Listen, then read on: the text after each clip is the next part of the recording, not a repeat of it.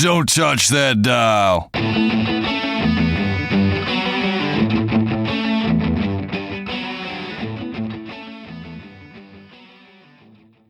Welcome back to the Behind the Bits podcast. I'm still Scott Curtis, and I'm glad you're here for episode 3. On episode 3, we've got Reena Calm. She is from Chicago, and she's a favorite headliner all over the country and came from the East Coast, but calls Chicago home now. She gave some great insights about improv comedy and how it helped her get into stand-up and understand her stage presence and working with the audience and all that. Great stuff that comics need to know, which is kind of unnerving for me because every time I've had the chance to do improv, I just freeze. But, that's just the way it is.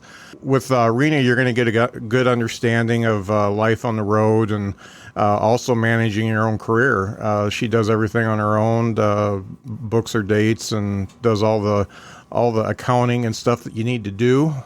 It's pretty cool that she was on Doug Loves Movies. It's one of my favorite podcasts. If you want to catch her episode, I actually looked it up. It's episode 97, so you can go right to it.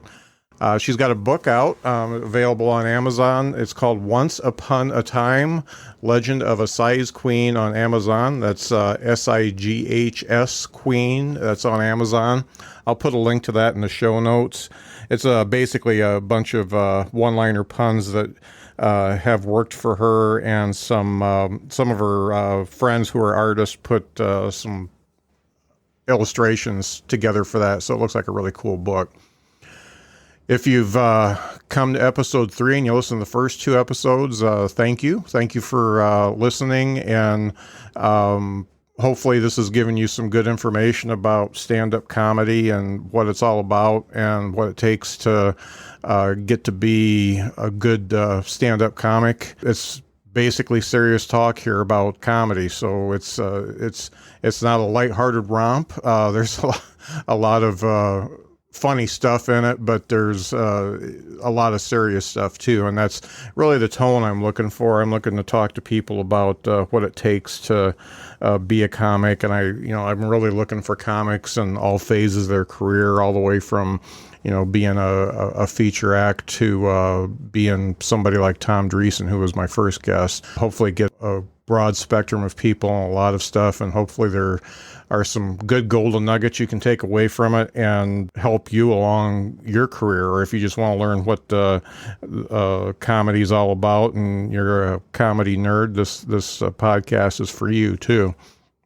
I have to say that getting this podcast launched had its ups and downs, mostly downs. I set it up. I'm using Podbean, and I set up the name of it incorrectly and then submitted it to iTunes and Stitcher and all the podcasts, Google Podcasts and all those apps, and it just totally screwed things up, and uploaded a couple episodes that way, and then I had to fix it and got everything fixed except for Stitcher, and Stitcher took a long time to fix it, but finally this week they got everything fixed. So I think I'm on all the platforms. If you look for Behind the Bits on any podcast app and you don't find it, let me know and I'll figure out how to get on there, because it looks like everything went through now. It's kind of an arduous process when you're stupid enough to name your podcast the wrong thing, and I named it really bad.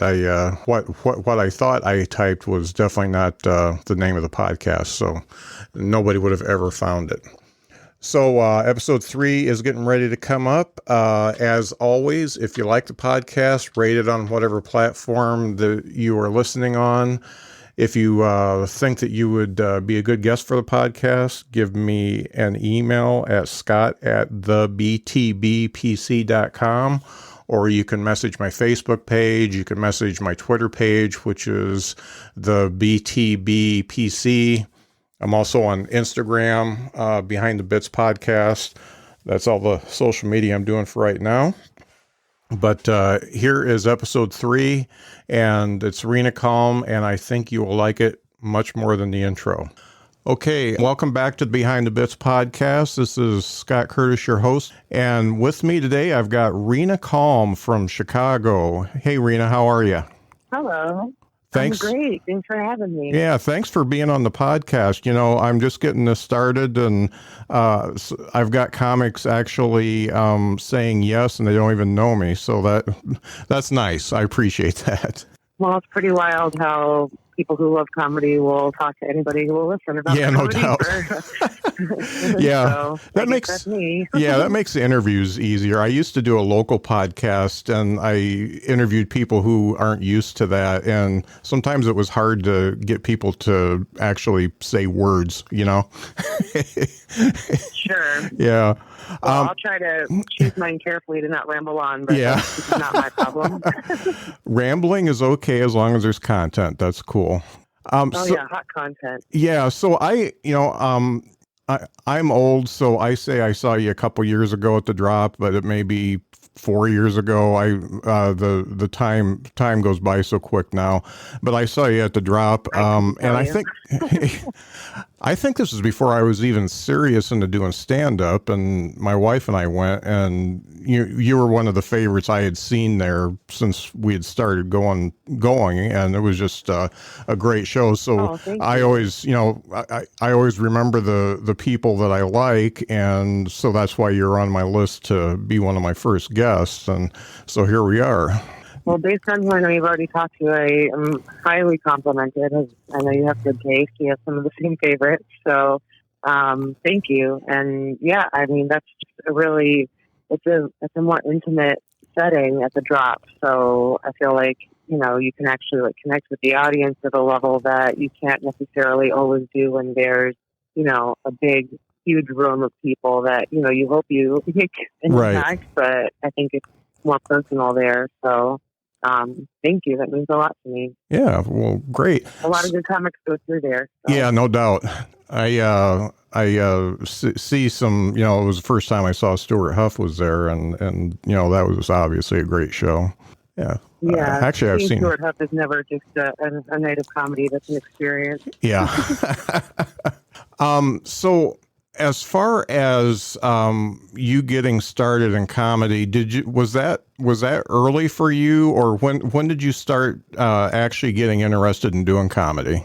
Well, that's it's been a kind of how early can I go back? I always kind of had a performance bug or whatever, when I was little, I would try to do stuff I'm the oldest, and I don't know if this is me being a born performer or just an insufferable human being that I would always ask unsolicited, offer my services as the magician for the party and things like that. Uh-huh. And I don't know, maybe doing comedy is less embarrassing than being a magician. So,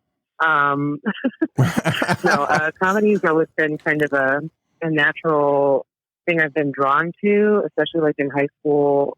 Really was into, I think the show Strangers with Candy was a huge deal for me. Mm-hmm. I was fascinated by that group. They came from Chicago, and then doing more research about them, that they came from Second City and how many people came from Second City from Saturday Night Live and all that stuff.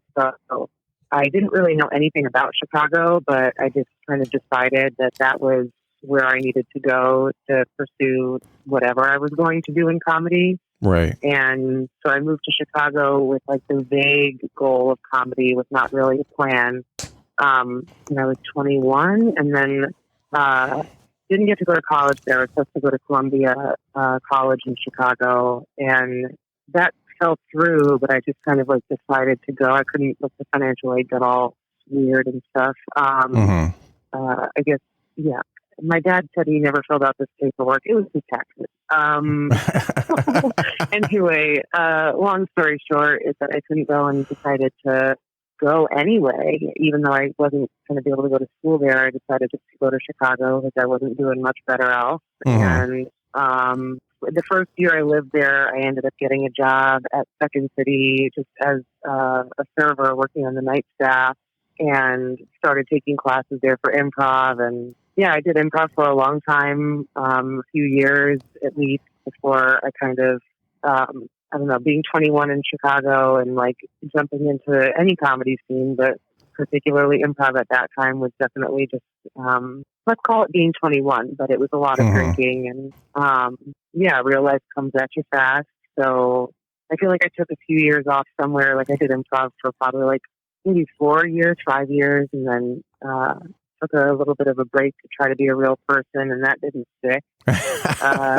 So tried to do regular stuff, regular jobs, drinking for no reason, and that didn't really work out. So I ended up, after like a little bit of a hiatus, probably like a year or two of not doing anything, decided to get back into improv classes.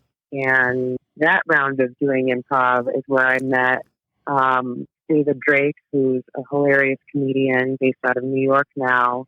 And him and he convinced me. It wasn't even like something that I was easily about to do, but the bar that I worked at had a room that would have been great for an open mic, he said. And so he convinced me to start doing an open mic for stand-up in the back of this bar that I worked at Will's Northwoods Inn. And that mic's still going. I hosted it for about 8 years. And that was kind of how I started stand-up, was really just our first night of, I didn't even do an open mic before we started our open mic. Like I'd gone to a couple of them and I still wasn't convinced that it was for me. Yeah. But I figured I would just dive off into the deep end with hosting. And we just got really lucky with timing when we started the mic. He was really smart about the need for a good Sunday mic at that time, because one had just canceled, the one had just ended rather. And it was actually really funny because I was nobody then in the stand-up world, but because of when we started the mic, it got very popular. And there was like a group of kind of scene veterans that were starting their, like young scene veterans that were starting their own Sunday mic. It was like 8 comics that everybody liked that were starting a mic, and they called it Sunday Swagger. And it's very funny that they did, because nobody showed up. Everybody was at my mic. And even like the people running Sunday Swagger were coming to my mic. And so their mic did not last more than like a month. And ours just became really busy. Three Dead Moose is the name of the open mic. It's still going every Sunday in Chicago. And it's not as busy as it used to be, but that's probably more reasonable. Nobody really wants to wait. I mean, Cole's is like the biggest open mic in Chicago. Cole's has been going a little bit. I think Cole started like a year or two before ours started, and that's had like different hosts over the years. But that mic is like legendary and always gets like 60 people signing up every Wednesday. So ours was like that for a minute, but it's definitely more in like the 20, 30 comic every Sunday range, which is, I think, more reasonable. But yeah, check it out if you're ever in Chicago. That's a really good story. So doing improv, it's one of the things that's been on my mind. Do you feel like that really helped you with doing stand-up, or did it help you with just stage presence? Or yeah, majorly helpful. Like it was, I still think that some of my best writing happens when I'm on stage. Not, it's hard to control that, but, those instincts kick in when you're up there to say something funny. And I think that's something that I got from doing improv, is like, trying to be in the moment. I mean, my favorite comedians are in the moment. You feel like you're really connecting to a moment and not just like, I mean, I love hearing good jokes, but like you want to be a part of the moment, And improv has really helped me with not just trying to be in the moment and being able to handle unexpected things that come up when you're on stage, but even though I'm still not much of a crowd work comic, I I can deal with a heckler, but my strategy is just kind of like, well, maybe if we're nice to them, they'll stop. Like I'm not really the type to be like, well, you're ugly too, that's right? Not, yeah. I don't think that helps anything really. I mean, I've kind of entered a weird philosophy, I guess, about doing comedy in general, and I like to have a good time like anybody else, and roasts are hilarious, things like that. But I personally don't really like. I want to find a way to do comedy that makes people laugh, but also like makes them feel good, and not walk away being like, "Oh, that was brutal."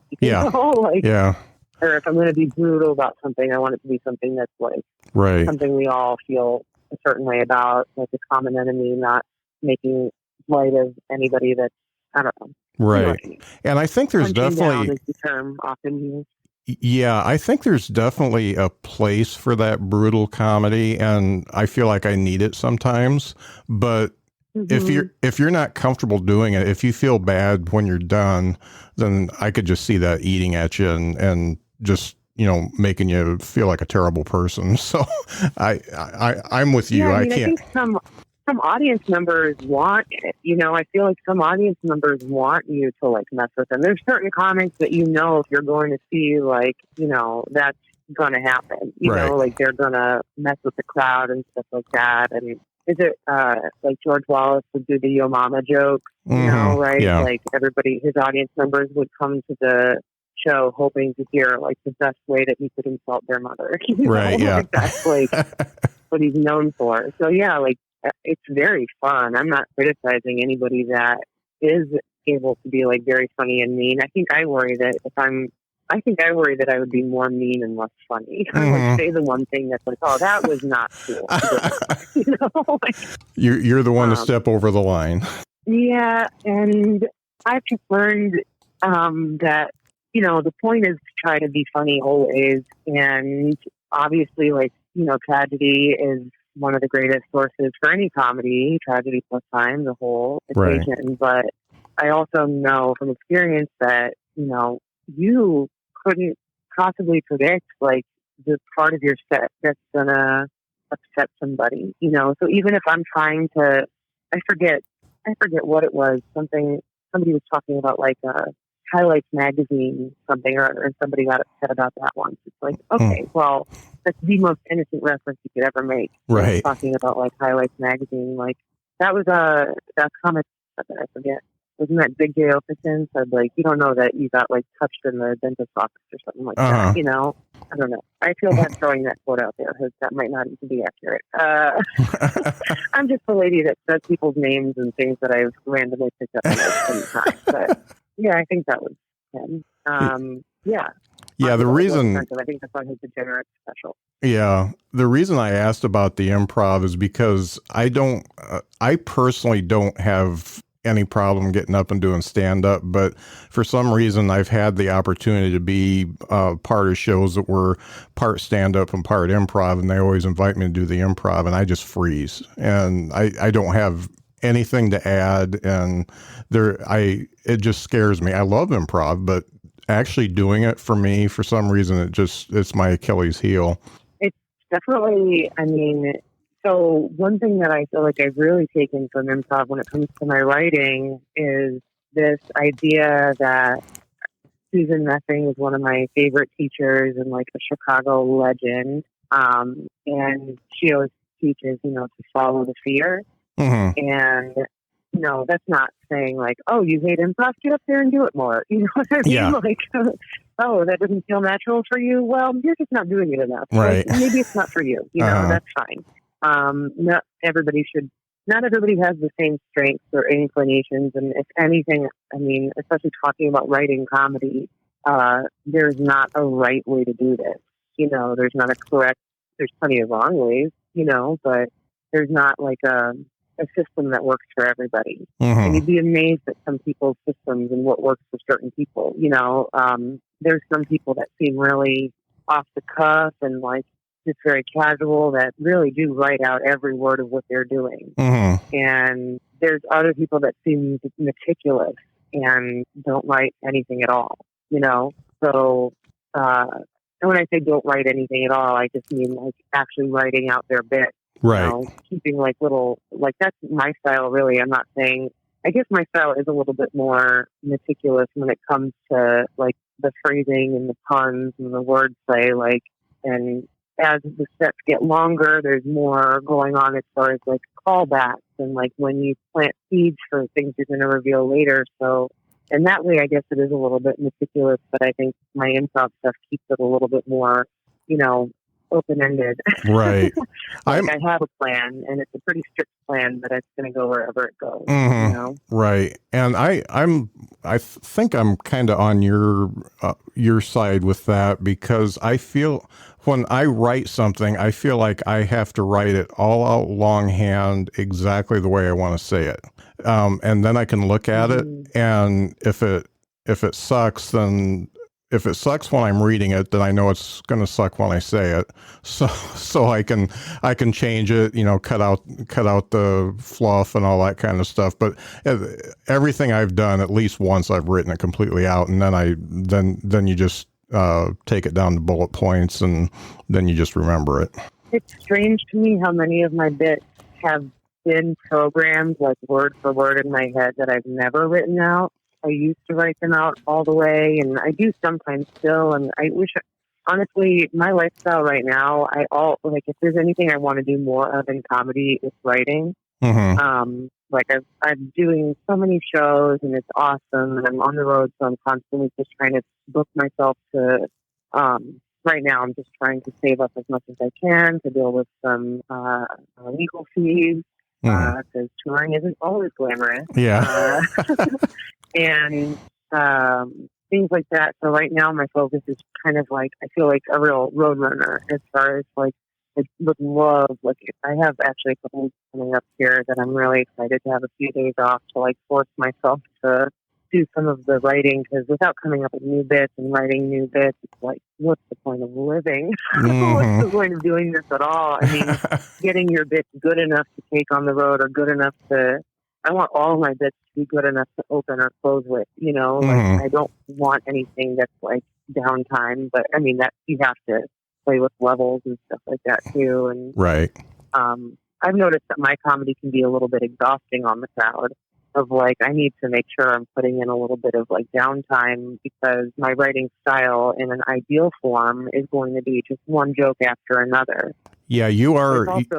You are very punchy. Yeah, I mean, they count laughs per minute. I think yours is probably up there on the high side, because I mean, you just go right into the next one, and I don't know if it's exhausting, but it's definitely, you have to pay attention.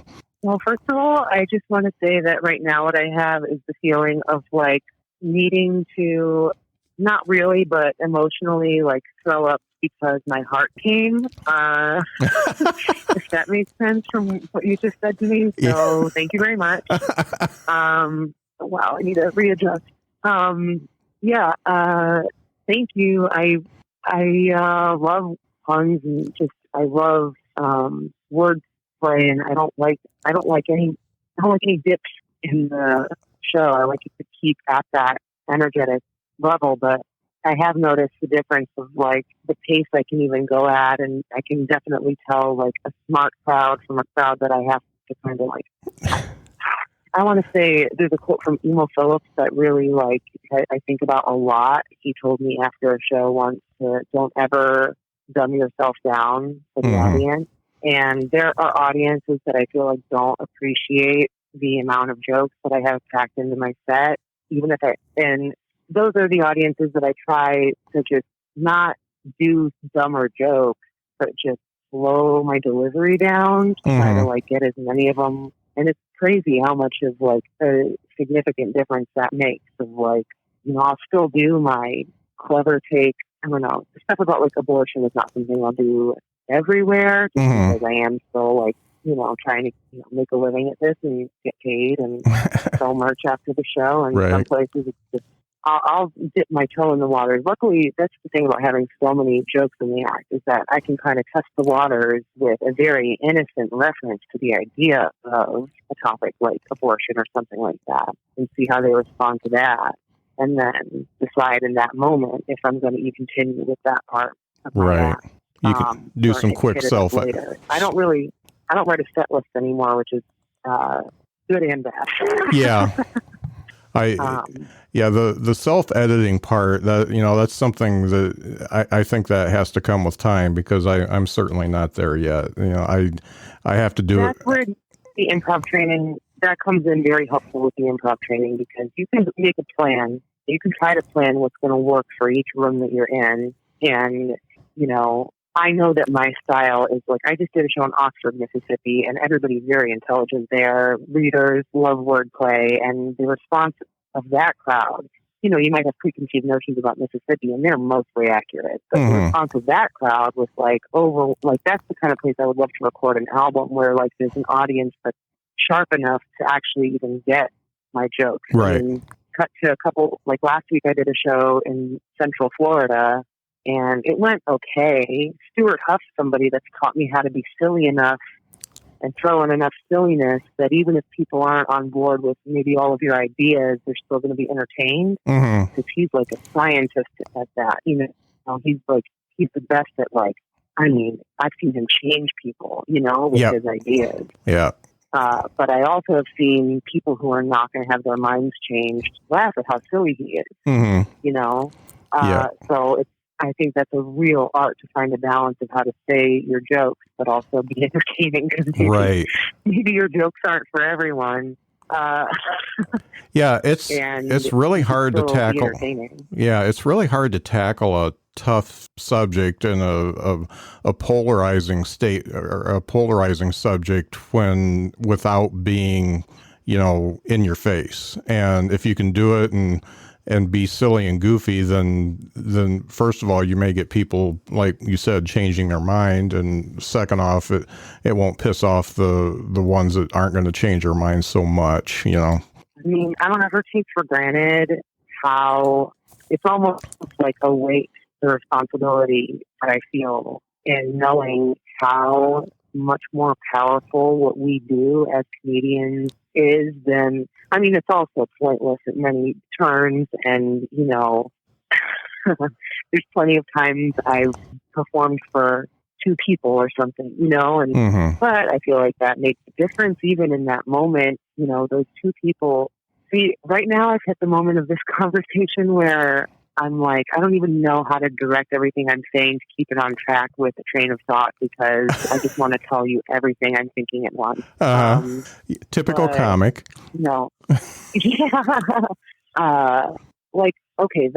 back to the Central Florida show, like 2 people came up to me after the show on the way out and were like, man, like they recognized how many jokes I was saying, and like they're even like, man, you're really funny, like you had so many jokes, I don't think everybody got them. And I'm like, well, it means a lot that everybody else knew what I was doing because I also had to follow a man who just talked about how women are crazy for 45 minutes. And I think that brings me to my point of what I was going to say about how powerful what we do is, because I think we take for granted, because we're so excited at the idea of being up there and having jokes and getting laughs and all that stuff and all those aspects, that we take for granted how much what we're doing actually could have an effect on the room. And just the sheer power of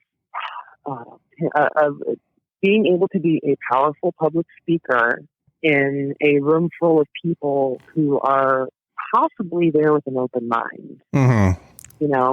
Like, it's not much different than being a preacher. It's not much different than, I think about all the time about the people who are in the audience and like what brings them there, what they're doing there, and they've never been to a comedy show before. Right. And it really, I mean, comics are always thinking about how much time they have to do. Oh, you're doing 45 at that show? Okay. Or like how many jokes you have to do to fill the time. But not a lot of comics are thinking truly about that. That's not just your time. Right. That's everybody in the room's time. And everybody in the room has their own universe that they're going to walk out of that room and hearing everything you said, and you don't know which parts are going to stick with them and what they're going to share with somebody else, or how it spreads. Right. Or what's going to come back to you. Somebody quotes a joke that you said that you didn't even remember.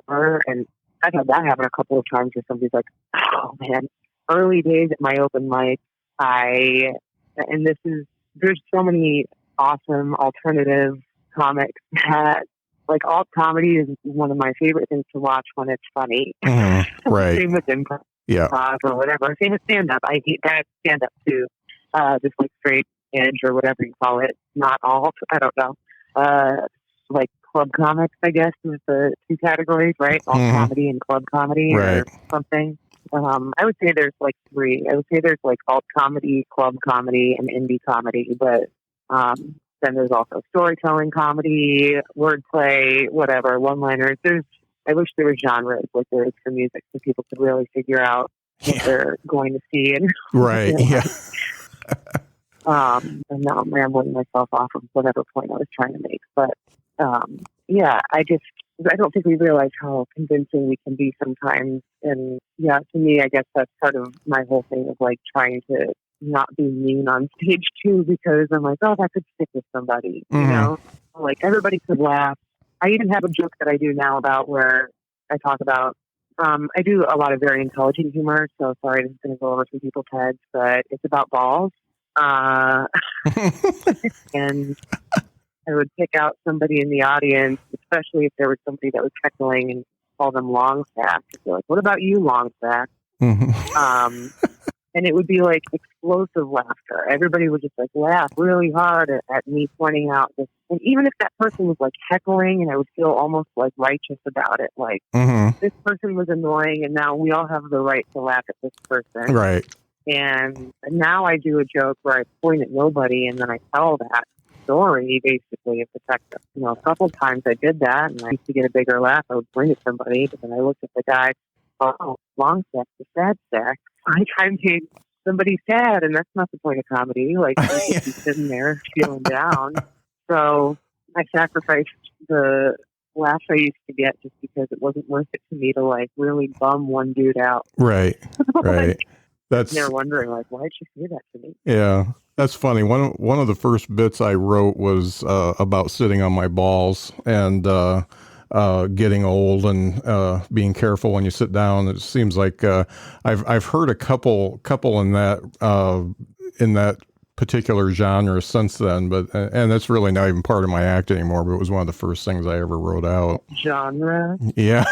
Yeah. the ball genre. Yeah. Parallel thought, right? Yeah. I guess they're parallel. Well, you got enough dick jokes, so you got to have some ball jokes too, you know?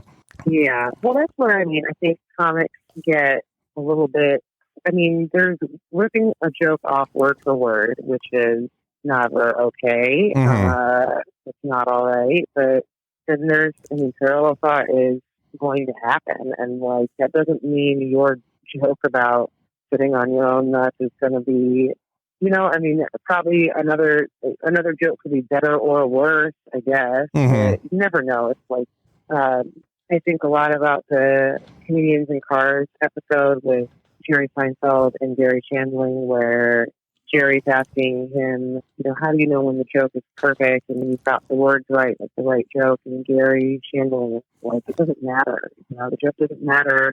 You're giving people, you know, your energy. You're giving them yourself I mean, there's lots of jokes that I do remember the words of, but truly I don't remember a lot of them, you know? I mean, and maybe that's on me, and everybody's different. People have quoted my own jokes back to me in a way that I'm like, oh man, I don't even remember that joke. That's awesome. You know, like, that's funny. Some people, I mean, the words are important, obviously, with what I do with puns. Like, obviously, the words are, I mean, I'll scrutinize every Facebook post or Twitter, you know, like, I always think really hard about my words and stuff like that. But on stage, I feel like if you focus too much about the words, you know, you're going to lose the vibe. And that's why when it comes to like, oh, you have a joke about, I mean, I just watched like 4 comedy specials on Netflix back to back, and 3 of them, 3 in a row, like the comics were just talking about airplanes. And I mean, that's beyond hack. Yeah. You know what I mean? Like that's the hackiest example of a hack summit, you know, but it doesn't matter. Like none of these comics, well, okay, I wouldn't say none of them were hacked, but just like the fact that they went after that topic doesn't make them hack. It's just like, okay, like you better have a really funny story about it because, you know, like we've heard it all. Something new. And I don't know if there can be anything new. Yeah. Well, yeah, they're still hearing a person be funny, make mouth sounds, and like entertain them. So it's like, if you're still funny to watch, then yeah, I heard other dudes talk about sitting on their nuts. Yeah, but if you're still funny to watch, like that's still a good bit, you know. Like you can try to be original, of course, but like, yeah, I also think like there's not enough topics for the amount of comics there are. Right. Yeah. You know, not to, no pun intended about your balls, but not for there to be any overlap. Right. I think that pun. I think that pun was intended. That was intended. Yeah, that was very intentional. Hey, you're talking about audiences, and you're going from one side, or at least from the north to the south, and seeing a lot of different audiences. I was talking to a comic that's definitely more experienced than me, and he gave me this idea about audiences. He said that most people, when they go to a comedy show, first of all, it's the first time they've ever been to a live show, and they have been watching. Most people, yeah, they've been watching Netflix specials. They've been watching YouTube, and how you react when you're in your bedroom watching. And that's generous to assume. It's generous to assume they're even watching comedy. Right. You know? Yeah. I think some people walk into that room, have no idea what's about to happen. Mm-hmm. Well, and the folks that do, that have watched the specials and they're watching comics on YouTube, they're used to, you kind of chuckle to yourself when you're watching something by yourself. You don't have uproarious laughter or anything like that. And then you translate that to a comedy club. Sometimes they don't know how to act, even the ones that kind of know what comedy's about. And I thought that was interesting. That's true, but that's also, I feel that's an excuse. Mm-hmm. I obviously, that's a valid excuse sometimes, where you're like, yeah, there's for sure nights that you're like, man, that audience, that was just like not a great show. Mm-hmm. As the group mind is so powerful. So, it takes one person. I mean, I can't tell you, try this, honestly. Start a clap, Somebody Mm-hmm. says something that you like, and the audience is nobody else is clapping. Start clapping and see if other people don't just join you instinctively.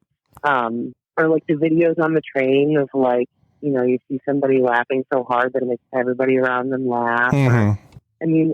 There's something about actually, generating laughter, when people share laughter together, that's really I think soul healing. And yeah, I think some people don't know how to be in public, let alone a comedy show. Some people don't. It takes all kinds. I was even just thinking about, I just spent a couple days in Florida, and that's a bad example for anywhere else, but I spent a couple days in Florida, and I spent one day even just walking around the beach by myself, which is a thing that, I'm still what a beautiful time without talking to anybody. And people will come up and talk to you on the street, and just say random stuff. And I just kept noting how every single person that just said something random to me, aside from your and or good morning or whatever, you talk to each other. Anybody else that said anything that just felt the need, they had to share something with me, another human. They happened to cry. It was something very strange. Right. Something that, why are you saying that to me? Why are you saying that at all? Are you stupid? Maybe there's something wrong with me, but I'm just this one woman where on this strip of sand, Pensacola Beach, it just goes all the way down, shoots through the Gulf of Mexico, it's just off the coast of Florida. So it's just this long, miles and miles of sand. And that's what it is. That's what I drove to. We're in the middle of a stretch of miles of sand, and she just looks at me, and the stranger walks up. She's like, this just goes on for miles and miles. It just keeps walking, and you're like, how did that register in your head as the thing you needed to say to me? Yeah. Yes, it does. Yeah. You just got to validate their experience. Yep, It may just be too much sun. Maybe. And now I'm just rambling, but when it comes to people not laughing loud, I think that is your responsibility as a comedian to trick them, because those real laughs are going to come from the element of surprise. And, that's probably why I've framed my style to have so many punchlines in it, because every punchline is a moment of surprise. Oh, that's something you didn't think I was going to say.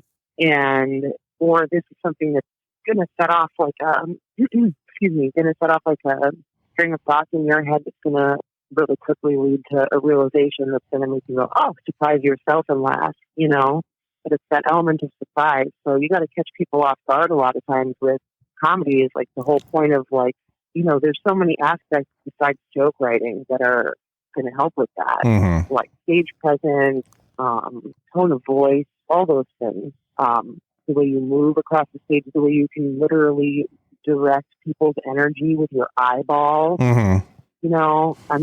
It's so far beyond the wording of a joke that goes into the element of surprise that hits the audience in your delivery. Right.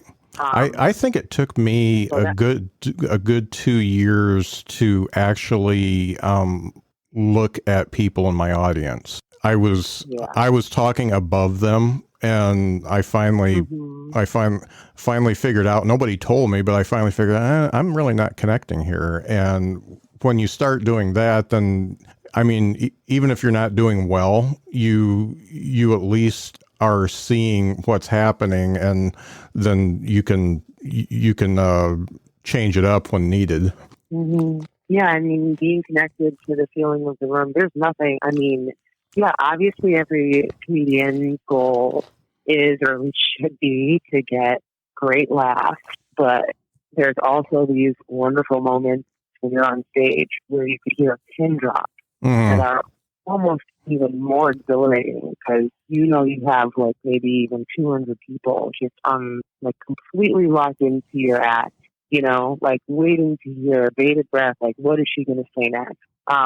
And yeah, obviously your goal is to say something that makes them laugh very hard after that. Right. But those moments when everybody's just like totally tuned into you those are just as fulfilling as the laughs can be sometimes, because you're like, okay, I'm doing this. I've got this crowd like right where I need them, right where I want them. I've built up this energy. This is my energy that I've built up, and I think that looking at the audience I remember there's a really great tutorial on YouTube, I think, or maybe it's on Vimeo, I don't know, but Ralphie May did like a stand-up workshop. Yeah. I actually have that saved. I haven't watched it yet, but somebody else posted that, and it looks really good. I watched a few minutes of it. Yeah. Well, one of the things from that I really stuck with and think about is him talking about how he's telling his jokes, like where he looks, and how there's a trick and an art to making sure you're using your hands and your face and your eyeballs to get everybody round up the whole room's attention. Mm-hmm. And you look to the right, you look to the left, you look all over, and then you shoot your punchline right down the center. Mm-hmm. And it wasn't until watching him talk about that I really, really thought about how much that can help. Really, it feels like sweeping up everybody's attention into a pile. You know what I mean? Mm-hmm. Like getting it right where you need it, so you can deliver your joke right to the center. And also, I'm so flattered and complimented by the stuff you've said about my act. And obviously, comedy is an art form, so everybody's going to do it a certain way, a different way, hopefully. And everybody who likes comedy is going to like somebody else or a certain style more than others. Mm-hmm. What I like to pride myself in being able to tune into the room's energy and connect with the crowd, but I still feel like I have learning to do, in the sense of I would love to be better at that. Like I said, I'm not like a crowd work style comic. Mm-hmm. So I don't think that's something. I would rather write more comedy that I love than work on that skill.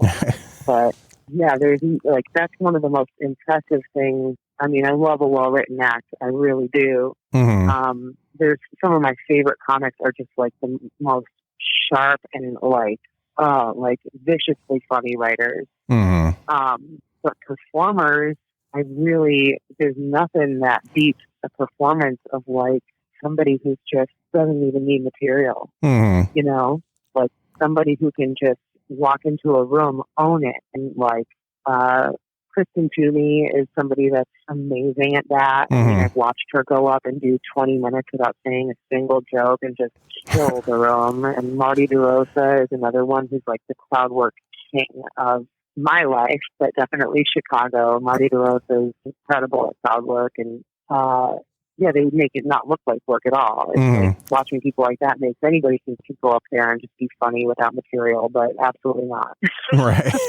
And they also have great material. Like, they both look like Marty just had his first album come out, and Live from Parts Unknown, and Kristen, her first special coming out soon. And that's all material. It's not a crowd work album, a crowd work special, but, I just think that that's, to me, like, maybe it's one of those things where the grass is always greener kind of a thing. Like, I wish I had like talent envy. I wish that I could be that powerful, funny without, you know what I mean? Like needing. One time, me and Kristen had a debate show against each other. We did arguments and grievances, and this is a roast battle. Beef, Chicago. We did a roast battle together. And I planned for weeks, like writing anything I could think of to say about her. Like what's like, mean enough to be funny, but not so mean, because that's my best friend, and blah, blah, blah, blah, blah. Yeah. Just writing for weeks, trying to jot down any idea. And ultimately, and I was going over all my notes, like before the show, she saw me going over my notes. So ultimately, she kicked my ass by making fun of me for preparing. Yeah. She literally just made fun of me for writing jokes. And for like going over my notes. She made fun of me for that and kicked my ass. Yeah. Did she ask for your notes or? No, but honestly, I'll tell you what, like, and I told her this too, like, I think I made her nervous because she hadn't planned anything. Yeah. And so that was her like defense mechanism, was to kind of like bully me through it. Yeah. And, she won. It worked for sure. Because like that's super powerful, to be able to, Yeah. And maybe that's like a question of like, comedy, being funny is absolutely like part of the equation, but confidence is a pretty important part of the equation too. Right. There's been a lot of writers. There's been a lot of writers who aren't great performers, and a lot of performers who aren't great writers, and getting them both together, that's pretty rare. Yeah, I mean, like I said, both of those two examples that I gave you, they both have amazing material, like enviable material, but they don't need it, which is even more, Yeah. So that's a very, on the East Coast, that's like I noticed like a lot of the comics just go forward with this like really brazen, like aggressive, like attack the room style. And even if it's not attacking, even if it's like playful ribbing, like it makes you feel like you're at some like family reunion and everybody's making fun of your uncle. Like it makes you feel even more connected than you feel when you're just all laughing and jokes. Right. One of the things, I don't think this go ahead, helps anybody. Yeah. To talk about. Yeah, I mean, if you can't just make fun of people off the cuff, then go home. Right. Yeah, no doubt. Yeah. One of the things that I've noticed, and I'm not even a traveling comic, and I've just done a few shows, and I wondered if this is the same for you. Do you feel like you're always working and you're always writing, and that every part of your life you're kind of on because it may be a bit? And I kind of think of that meme that goes around with the anime guy with the butterfly in his hand, and I just think, is this a bit? Does that happen to you, where your brain's always working and trying to figure out how going to Costco on Sunday could become a bit? I mean, I wouldn't say that. I would say there's times like I was arrested in April. And it had to be for one of two things. If you know me at all, it was either for weed or a crime. It was weed. And in those moments that are like, well, this is messed up. I even told the officer while he was arresting me, like, I better get good material out of this. Like, I'm paying Oklahoma $3,500. I better get 10 good minutes out of this crap. But that's not a thing that you would be like, oh, I hope I get arrested for material. Or I think that you said a lot that I like connect with, and also some things that are disruptive to mentality.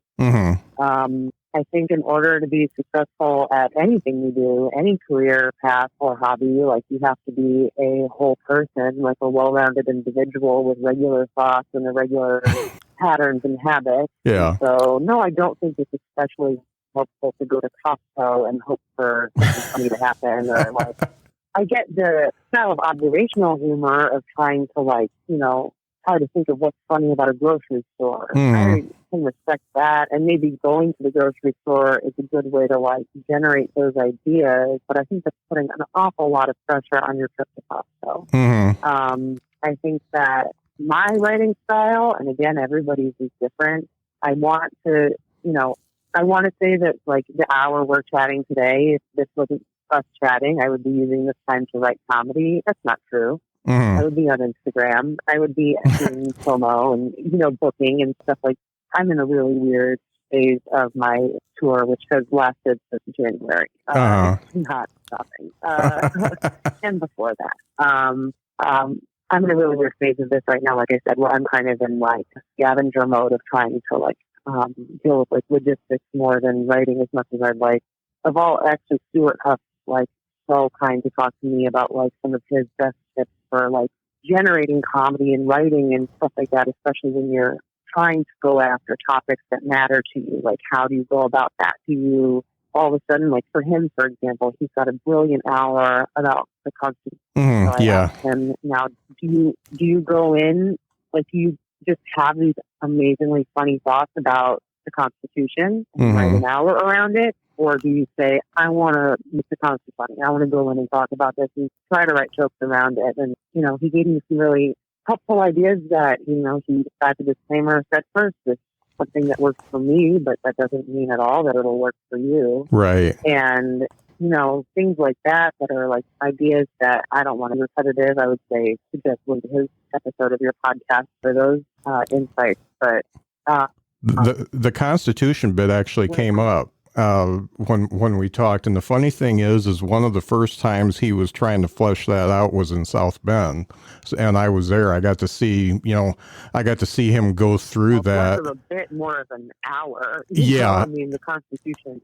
hour. Yeah, he had maybe 10 minutes at that point, and and it's funny because he said he hated it. He hated it at that time, and he didn't know if he was going to go through with it, and then he just kept doing it, and now he's trying to get an hour out of it. I'll tell you what, he's got the hour, and I'll tell you what real quick about him is that every single time I've seen him perform live, after the show, he says, or before the show, before he starts, he said he was working on another hour, but he didn't like where it was going, so he threw it out, and now he's doing this, and it goes well, and then he just blows your whole mind. How brilliant his comedy is.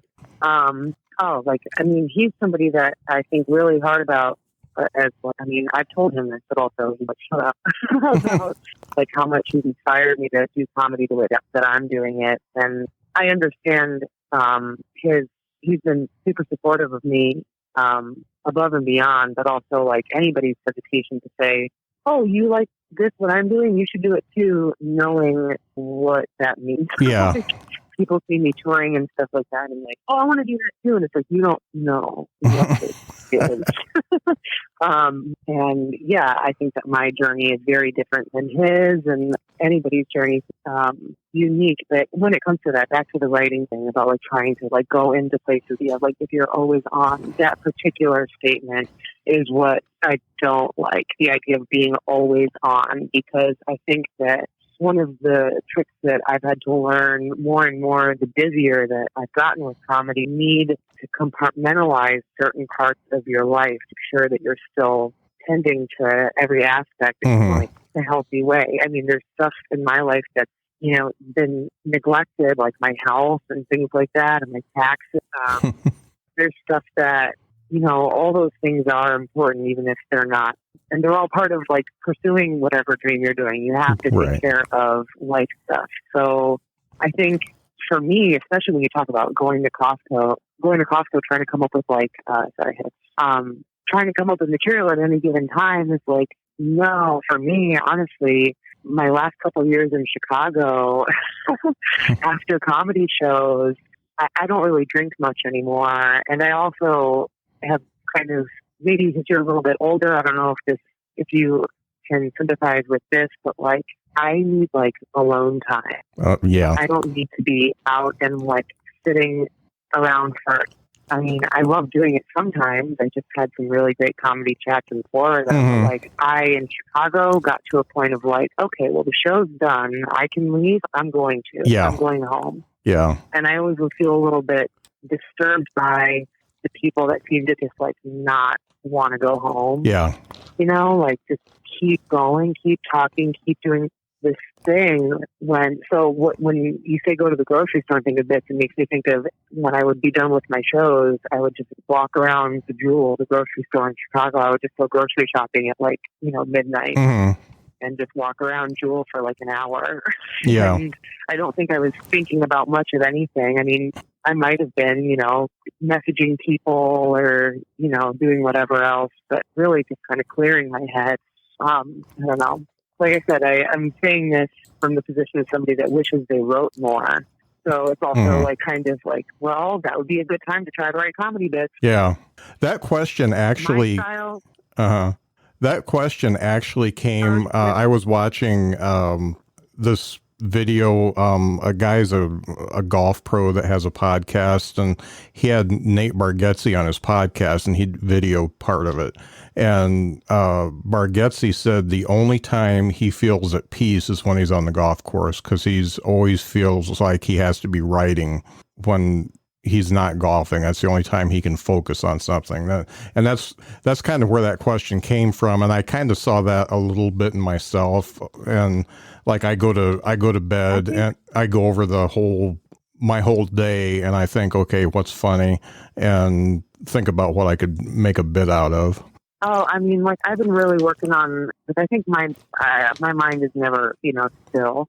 Mm-hmm. And so I think that I wake up like with this constant, like, I don't know if anxiety is the right word to describe it, but just this like to-do list that floods in every morning of like, and I go to bed with that too, of like, I feel like every night and every morning I'm kind of going to bed and waking up just with like all the thoughts of things that I didn't do yet or have to do, or people I have to message, or, like all these things. I don't have a manager or an agent, I book myself all my gigs. So there's so many aspects that I feel like are always keeping me from being able to just focus on writing, which sounds like an absolute fantasy right now.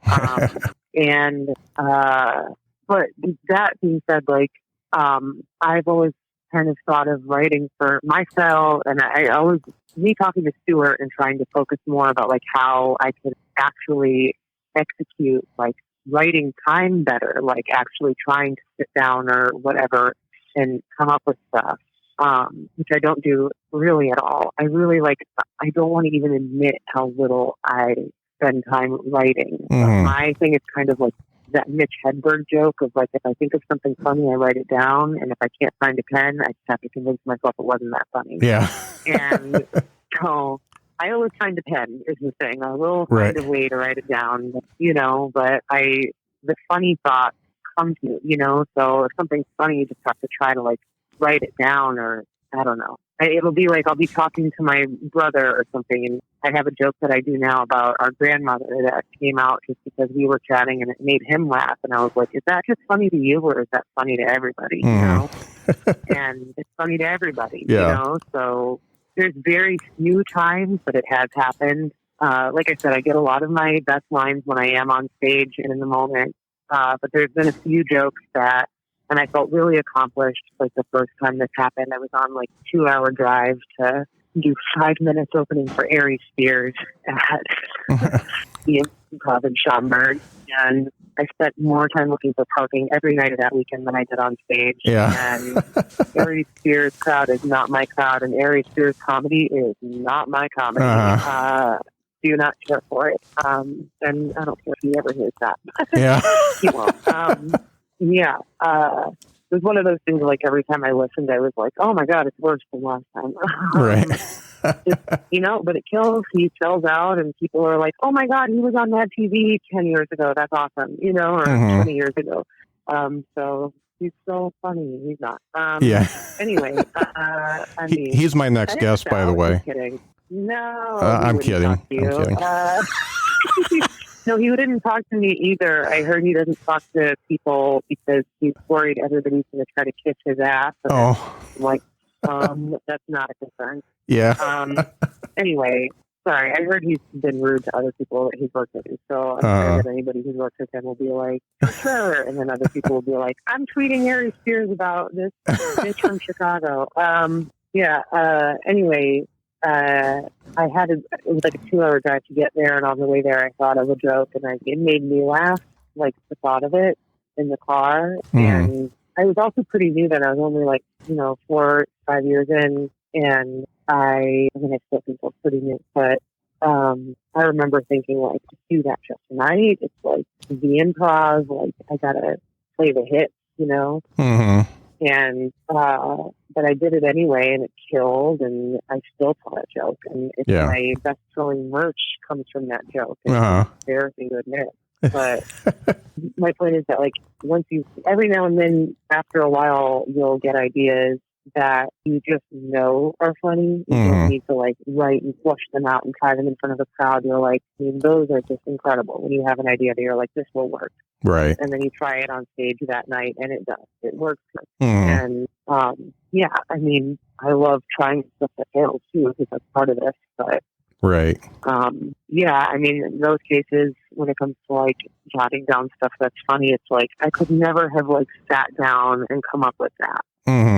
It's just like something that occurred to me. And like my best stuff is just stuff that occurs whenever it occurs. Often on stage. Yeah, no doubt. Hey, I know that we've been on for a while, and I want you to be able to get back to your life. I do like to do like at least one nuts and bolts things. One of the things I've noticed, because I go to a lot of open mics, is I see people do. They'll do 3 open mics and they're talking to me and they say, I got to get a good 20 minutes. I got to get my good 20 minutes. And I always back up and say, you really need to get a good 5 minutes first, because you're going to get that and then you're going to hate it. Then you're going to rewrite it and you're going to change it. How long, just so comics have a point of reference, how long would you say it took you to get that first really good 20 minutes? Oh man, I honestly, I can remember I was doing a show with Kristen Toomey. My first time at the Drop was opening for her too. And we were doing a show where she was headlining, and 6 hour even of material at that time. But again, she's not the kind of person that even needs to do all the jokes. She can crowd work the way through a lot of times. So for her, it's less concerning than somebody like me who's there to be 20 minutes. Okay, well then that's 20 minutes of straight jokes. Like it's going to be 20 full minutes of pretty tightly packed jokes. And so I remember we were on our way to do a show in, I think, the Quad Cities, and I was going over my notes, and she just like kind of gave me shit in the car. Was like, you could do 20 with your eyes shut. And I think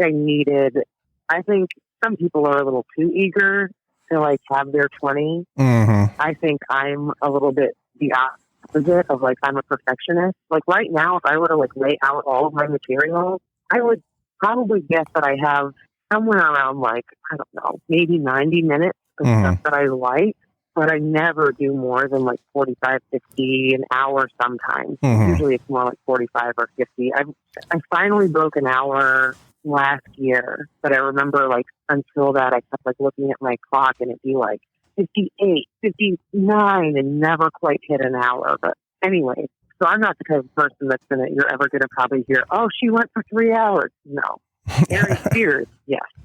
But and for that I admire him. But yeah.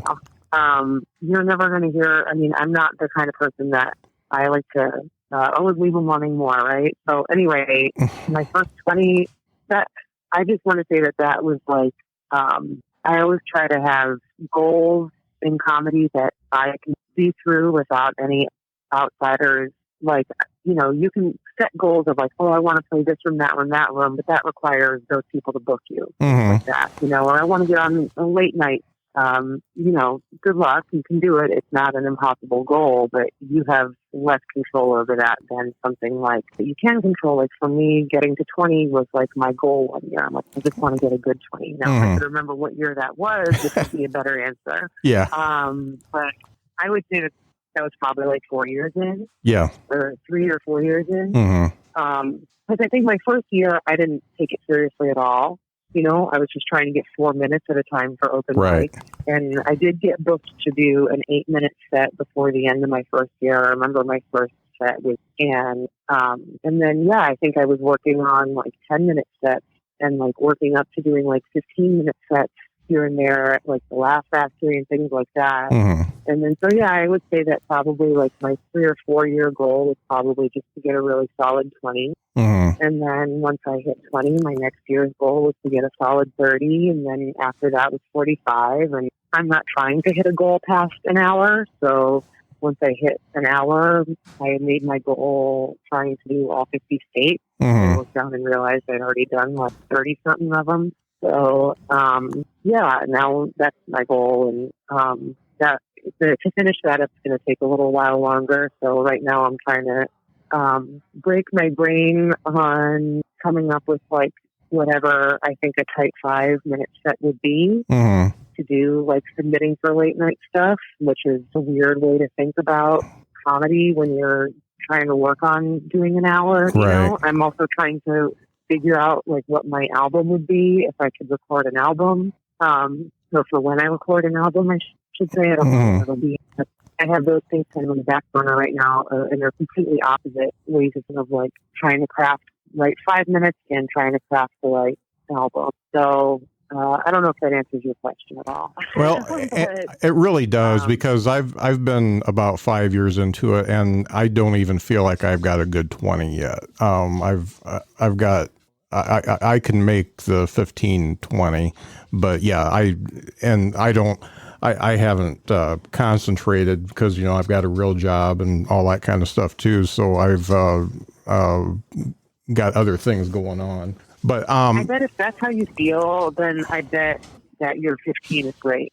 You know what I mean? Yeah. Like, I feel like if you're going to be that critical of yourself and that hard on yourself about the 20, and then you're doing 20-minute sets sometimes, but you feel like you really have 15, then I bet that 15 is great, because otherwise you would just be bragging about doing 20 minutes. Yeah. Yeah, no doubt. I did just book somebody. I don't want to she was actually just at the drop, so I don't want to even say I was so proud of her this night, but I don't want to out her about it. And this is on me. This is something silly of me that I did of I just really always liked watching her perform, and I'd seen her do so much different material at open mics when I was in Chicago that I figured that enough time had passed that in my own comedy clock, I just figured that in the time that's passed and I see her name on certain shows, I'm like, oh, she's probably doing a lot of 20-minute sets or has 20 minutes to do, And so I booked her to feature for me doing a 20-minute set. And on the way there, we also just wanted to have a chance to chat about comedy. And on the way there, I asked her, how much time she had. And she really had it broken down and really said she had I don't know, I feel like she felt confident in having maybe even less than, or you know what, maybe it was it was a really weird show of she would do 22 minutes, and he was like, well, I figured I'd have this, and this, and that's 17, and then had a couple ideas of things to throw in there, and she had a great set. I mean, she did so good, so it's not me criticizing her, but I can't believe I didn't even check with her to be do you have 20 minutes? I just assumed she did. Yeah. And now she does. Now she can say, I've done 20, you don't know you do it until you do. And also she had so much material that she didn't even do that, I think that that's an art too of you're saying that you had 15 minutes. Yeah, maybe, but you don't really know, it's hard to know what a painting could look like if you had a bigger canvas, Right. How do you spread out the colors? And, it's hard to, until you have the practice of doing 20 minutes. That's why it's you don't want to do a 20-minute set before you have 20 minutes. But I think it's safe to try to push yourself when you're almost there to fill that time, because that pressure is what's going to make you row, Right. you know, and Right. make you like scramble to write some stuff to fill that time. Mm. Yeah, you got to feel a little uncomfortable up there when you're trying to get that 20 so that you know it's good when you got it. Yeah. Yeah. But, you know, that's why, like, you know, no offense to the drop, but the drop is the perfect room to do an experimental 20 in, you know? Right. Because, I mean, that's the first room I think it's not the first room I ever headlined. I think it's the first club I headlined. The first time I ever did 45, I had never done 45, and I wasn't expecting to that night at a bar that's now the Blue Room Comedy Club. It wasn't then at all. It was just the back of a bar. It's been converted and is now an amazing comedy club. It's probably like 3 times the size of the drop. Yeah, they're like, you're doing 45. And I was like, acted totally cool about it, but was absolutely freaking out and just cramming my notes. Like, oh gosh, I have to like 45. I don't know that I can do that. Yeah. And was it like a 45 that I'm exceptionally proud of and would record? No, but it was good. And, you know, I stretched out the parts that weren't there yet, and it at least gave me the confidence to be like, okay, I can hold down the stage for 45 minutes. And I don't feel bad about, you know, I'm not like embarrassed about anybody seeing me do that before I was ready, because that was me becoming ready. Right. Know? Right. Yep. Definitely. I've got one last thing I want to ask you. What was it like doing Doug Loves Movies? I was high. Okay. I love that podcast, but I don't get high, so I don't get a lot of it. But it just cracks me up. It's such a good podcast. I have to tell you, I don't listen to a ton of podcasts, and that's one of the ones that when I have listened to it, I'm like, oh, this is great. But I don't really listen to many podcasts, and so, but I love him, and I was so excited that I got asked to be on it. Then when I first got put to do it, I thought I was getting Doug with high. And I thought it was just going to be about, you know, 420 stuff. And I was like, perfect, I can talk about that. And then it was the movies one. And Doug Loves Movies I listened to it before, and I'd listened to it in the past, and I listened to it especially like before we recorded. And so like I knew like how it worked. I didn't realize what I was getting into, like how the fans like participate, what they participate at, and I didn't realize any of that. And I had a blast. I really had fun with like the gift bag thing that I put together, and I still have regrets because I got overwhelmed because everybody stands up and holds up their signs that they make, and you have to pick one to be the person you're playing for.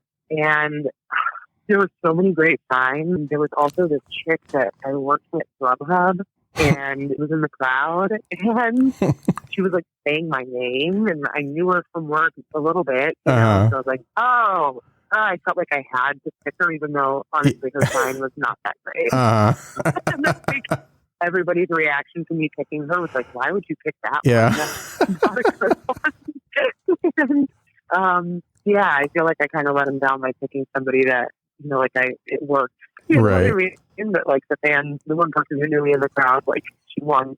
I was, like I said, we smoked right before. I don't ever smoke before I perform or do a podcast or anything like that. But, you know, with him, I'm not going to say no. So aside from being stoned, I also know over like just so little about movies. Well, I think that's true. That's true of a lot of his guests. So I don't think you're alone in that. Yeah, and I'm fine with that. You know, I try to be funny about being dumb. You know, Anyway, so it was a huge rush. It was very fun, very cool, and then I just hope I didn't let him down by making such a unappealing sign, but it was for personal reasons. Yeah. Well, that's great. Well, Reena, he asked me to come. Go ahead. But I wasn't in town, so hey, Doug, if you're listening, find me on the road. He won't, but.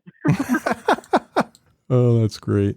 Well, Reena, it was great talking to you. I think there was a lot of good information there, and I know you are in the middle of this exhaustive tour right now, and you just need some rest, I think. So I'm going to let you do that. Well, I'm sorry I give that impression off, but it is accurate. I read between the lines in some of the stuff, so I would like to tell folks. I don't get you, but yeah. Yeah. I got to get ready for my show, but yeah, that'll be relaxing. Yeah, no doubt. So folks, go to ReenaCalm.com to see where Reena is, and also check out Amazon because she's got her first book's out called Once Upon a Time, and I bet there's some puns in there. Yep, it's a book of puns. Yeah. The website's being, I would have my current, that's how behind I am, is that, I have little trouble keeping up with things like that. But there is a website. I would say the best place to follow me for up-to-speed information would be Instagram right now. Okay. So at Reena Calm on Instagram. And yeah, definitely there's a link on my Instagram page to get the book too. If you like puns, it's holiday season, right? Great gift for someone who don't like. No, I'm just kidding. That's great. Well, thanks a lot, Reena. I really appreciate you being on the show. Yeah, thanks for having me.